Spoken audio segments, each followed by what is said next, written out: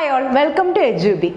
നമ്മുടെ SSC CGL notification നമ്മൾ ഉടനെ തന്നെ പ്രതീക്ഷിച്ചിരിക്കുകയാണ് അല്ലേ. അപ്പോൾ CGL എന്ന് പറഞ്ഞാൽ എന്താണ്? കമ്പൈൻഡ് ഗ്രാജുവേറ്റ് ലെവൽ, അതായത് ഡിഗ്രി ഉള്ളവർക്ക് എഴുതാൻ സാധിക്കുന്ന SSCയുടെ എക്സാമിനെയാണ് CGL എക്സാം എന്ന് പറയുന്നത്. CGL എക്സാമിന്റെ ഒരു പ്രത്യേകത എന്താണ്? ഏറ്റവും കൂടുതൽ സാലറി കിട്ടുന്ന പേ സ്കെയിൽ 7 ആണ് വരുന്നത്. CGL പോസ്റ്റുകൾക്ക് പേ സ്കെയിൽ എത്രയാണ് വരുന്നത്? 7 ആണ് വരുന്നത്. അതായത് മിനിമം നമ്മുടെ കയ്യിൽ കിട്ടുന്ന ഒരു എമൗണ്ട് 70-75,000 രൂപ എന്ത് ചെയ്യും? നമ്മളെ ഇൻ ഹാൻഡ് നമ്മുടെ കയ്യിലേക്ക് കിട്ടും. അപ്പോൾ അതിൽ തന്നെ ഏറ്റവും ഗ്ലാമറസ് ആയിട്ടുള്ള ഒരു ജോലിയാണ് CBI ഇൻസ്പെക്ടർ എന്ന് പറയുന്നത്. എന്താണ് CBI ഇൻസ്പെക്ടർ? അപ്പം പലരും നമ്മളോട് വന്നിട്ട് പറയും CBIയിൽ ജോയിൻ ചെയ്തു, CBIയിൽ നമുക്ക് സെലക്ഷൻ കിട്ടി എന്ന് പറയുമ്പോൾ ഇതെന്തായിരിക്കും പഠിച്ചിട്ടുണ്ടാവുക, എങ്ങനെയായിരിക്കും ഇതിലേക്ക് സെലക്ഷൻ കിട്ടുക എന്ന് നമുക്ക് കുറച്ച് പേർക്കൊക്കെ ഡൗട്ട് ആണ്. അപ്പോൾ ഈ ഒരു വീഡിയോയിൽ നമ്മൾ അതിനെ പറ്റിയാണ് പറയുന്നത്.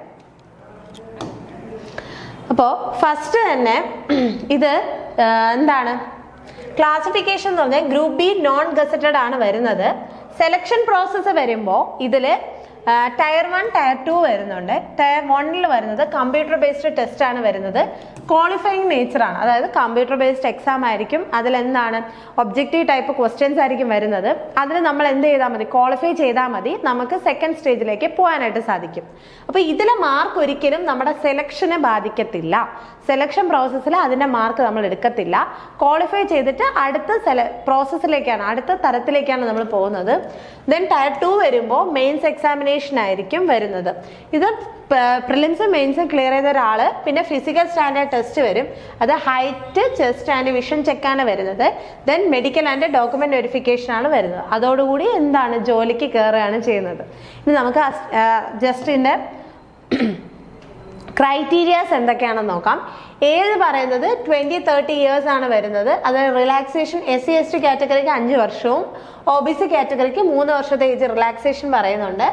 ക്വാളിഫിക്കേഷൻ എന്ന് പറയുന്നത് ഡിഗ്രിയാണ് ആവശ്യം. നമുക്ക് സ്പെസിഫിക് ആയിട്ട് സബ്ജക്റ്റ് പറയുന്നില്ല. നമ്മൾ ഏത് സ്ട്രീമിലാണോ പഠിച്ചു എന്നുള്ളത് ഇതിനെ ബാധിക്കുന്ന കാര്യമല്ല.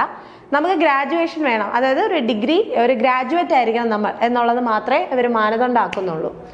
ഇതിൽ ഫിസിക്കൽ റിക്വയർമെന്റ്സ് ആവശ്യമാണ്. ഹൈറ്റ് വരുമ്പോൾ മെന്നിന് 165 സെന്റിമീറ്ററും വുമൺ വരുമ്പോൾ 150 സെന്റിമീറ്റർ ആണ് വരുന്നത്. അതിൽ ഹിൽസ്മാൻ ട്രൈബലിന് 5 സെന്റിമീറ്റർ റിലാക്സേഷന് വരുന്നുണ്ട്. ചെസ്റ്റിൽ മെൻ വരുന്നത് 76 സെന്റിമീറ്റർ ആണ് വിത്ത് എക്സ്പാൻഷൻ ആണ്.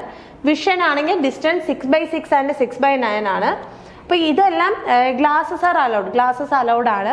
അപ്പോൾ ഇതെല്ലാം എന്താണ് ക്രൈറ്റീരിയ ആണ് ഫിസിക്കലി വരുന്നത്, ഫിസിക്കൽ റിക്വയർമെന്റിൽ വരുന്നത്. ടയർ 1 ടയർ 2 എക്സാം കഴിഞ്ഞതിന് ശേഷം വരുന്ന ഫിസിക്കൽ എക്സാമിന്റെ ക്രൈറ്റീരിയാസ് ആണ് നമ്മൾ പറഞ്ഞിട്ടുള്ളത്. ദെൻ ടയർ 1 വരുന്ന സമയത്ത് നമ്മൾ ഒബ്ജക്റ്റീവ് ക്വസ്റ്റ്യൻ ആണ് എന്ന് പറഞ്ഞു കഴിഞ്ഞു അല്ലേ. അപ്പൊ അതിൽ എന്തൊക്കെ വരുന്നു നമുക്ക് ജസ്റ്റ് നോക്കാം. റീസണിങ് വരുന്നുണ്ട്, 25 ക്വസ്റ്റ്യൻ 50 മാർക്കാണ് വരുന്നത്. ജനറൽ അവയർനെസ് 25 ക്വസ്റ്റ്യൻ 50 മാർക്കാണ് വരുന്നത്. ക്വാണ്ടിറ്റേറ്റീവ് ആപ്റ്റിറ്റ്യൂഡ് 25 ക്വസ്റ്റ്യൻ 50 മാർക്കും. ഇംഗ്ലീഷ് 25 ക്വസ്റ്റ്യൻ 50 മാർക്കുമാണ് വരുന്നത്. ടോട്ടൽ മാർക്ക് എത്രയാണ്? 200 മാർക്കാണ്. 60 മിനിറ്റ് ആണ് വരുന്നത്. അപ്പൊ നമുക്ക് ഈ ഒരു മണിക്കൂറിനുള്ളിൽ നമ്മളെ ഇഷ്ടത്തിന് എന്ത് ചെയ്യാൻ പറ്റും? ഈ സെക്ഷൻസിൽ നിന്ന് നമുക്ക് അറ്റംപ്റ്റ് ചെയ്യാനായിട്ട് സാധിക്കും. അപ്പൊ ഇതിന് അവർ 200 മാർക്കിൽ അവരൊരു പ്രത്യേക കട്ട് ഓഫ് അവരെന്ത് ചെയ്യും? തീരുമാനിക്കും. എക്സാമിന് ശേഷം കട്ട് ഓഫ് അവരെന്ത് ചെയ്യും? തീരുമാനിക്കും. ആ കട്ട് ഓഫിന് മേളിൽ വരുന്ന എല്ലാവർക്കും ടയർ 2ലേക്ക് എന്ത് ചെയ്യാൻ പറ്റും? കടക്കാനായിട്ട് സാധിക്കും. Final selection is based on 390 mark score ആണ് വരുന്നത്. അതിൽ ഏതൊക്കെ സെക്ഷൻ എന്ന് നമുക്ക് നോക്കാം. സെക്ഷൻസ് വരുന്നത് maths 30, reasoning 30, total 60 questions 180 marks ആണ്. നെഗറ്റീവ് -1 വെച്ചിട്ടാണ്. English 45, general awareness 25, total 70 questions 210 ആണ്. -1 മാർക്കാണ്. കമ്പ്യൂട്ടർ നോളജ് വരുന്നത് 20 ക്വസ്റ്റ്യൻസ് 60 മാർക്കാണ്.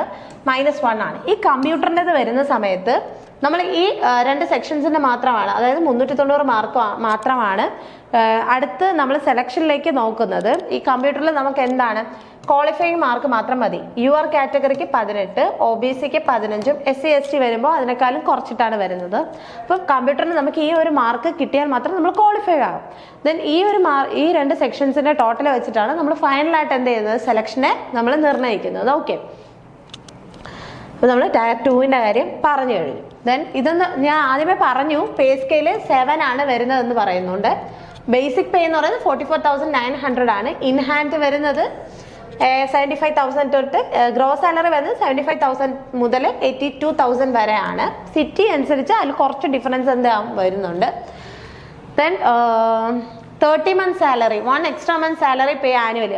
ഓരോ ആനുവലിയും എന്താണ് ഒരു മാസത്തെ എന്താണ് സാലറി അവർ എക്സ്ട്രാ ആയിട്ട് പേ ചെയ്യുന്നുണ്ട്.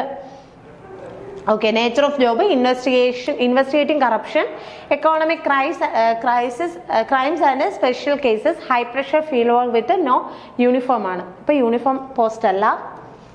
അപ്പം നമ്മൾ CBI എക്സാമിനെ പറ്റിയും CGL നോട്ടിഫിക്കേഷൻ വരുന്നതേ ഉള്ളൂ. അപ്പം CBI ഇൻസ്പെക്ടർ ആവാൻ എന്തൊക്കെ ചെയ്യണം, എന്തൊക്കെയാണ് അതിന്റെ കടമ്പകളെന്ന് നമ്മൾ ഈ വീഡിയോയിൽ പറഞ്ഞു കഴിഞ്ഞു. അപ്പം നിങ്ങൾ ഇത് സീരിയസ് ആയിട്ട് നോക്കുന്ന ഒരു ആസ്പിറന്റ് ആണെന്നുണ്ടെങ്കിൽ ഉടനെ തന്നെ എന്ത് ചെയ്യുക, പ്രിപ്പറേഷൻ സ്റ്റാർട്ട് ചെയ്യുക. അപ്പം ഇതിനെപ്പറ്റി അറിയാണ്ട് പകച്ചു നിൽക്കുന്നവരാണെങ്കിൽ ഇത് മനസ്സിലായി കഴിഞ്ഞെന്നുണ്ടെങ്കിൽ നിങ്ങൾ എന്ത് ചെയ്യുക, ഉറപ്പായിട്ട് ഈ ഒരു എക്സാമിന് വേണ്ടിയിട്ട് അപ്ലൈ ചെയ്യുക. അപ്പോൾ ഹാർഡ് വർക്ക് ചെയ്യുന്ന എല്ലാവർക്കും സക്സസ് ഉണ്ടാവട്ടെ എന്ന് പ്രാർത്ഥിക്കുന്നു. Thank you.